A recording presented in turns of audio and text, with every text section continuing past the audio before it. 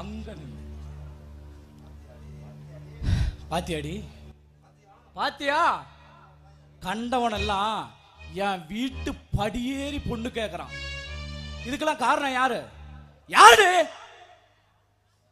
யாருன்னு கேட்டா எனக்கு எப்படிங்க தெரியும்? ஒண்ணுமே தெரியாத சிந்து கல்லிடி நீ. சொல்றேன், எங்க அக்காவை உன் அண்ணன் என் கையாலேயே சமமாக்க போற உன் அண்ணன் சிவா, அந்த நாய் மட்டும் வச்சு பொழைச்சிருந்தா எந்த நாயாவது என் வீட்டு படியேறிக்குமா? படியேறி ஒரு டம்ளர் தண்ணி கேட்டிருப்பானா? இன்னைக்கு பொண்ணு கேட்கறான்டி, பொண்ணு கேட்கறான்.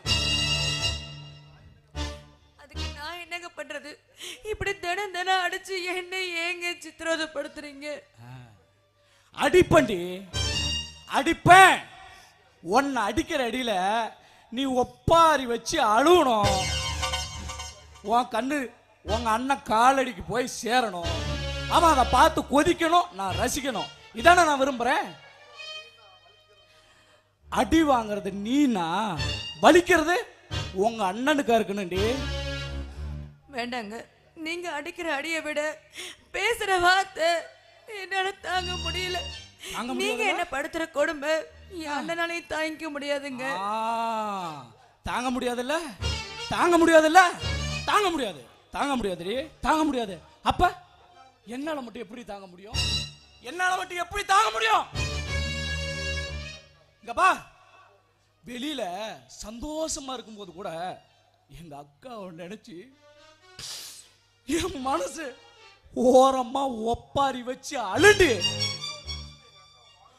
ஒவ்வொரு நிமிஷமும் எங்க அக்கா வாழா வெட்டியா இருக்கிறத நினைச்சு எனக்கு அப்படியே பைத்தியமா பிடிக்குது.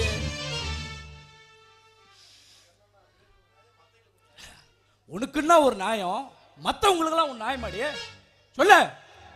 எங்க அதுக்கு என்ன அடிக்கிறதுனால என்னங்க நடக்க போகுது?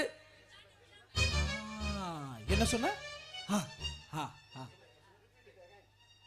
ஒன்னு அடிக்கிறதுனால என்ன நடக்க போகுது? திரும்ப அதை சொல்லு. Repeat again, repeat again.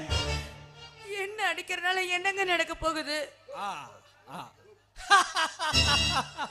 Good, very good. ஒன்னு அடிக்கிறதுனால எந்த பிரயோஜனமும் இல்லை.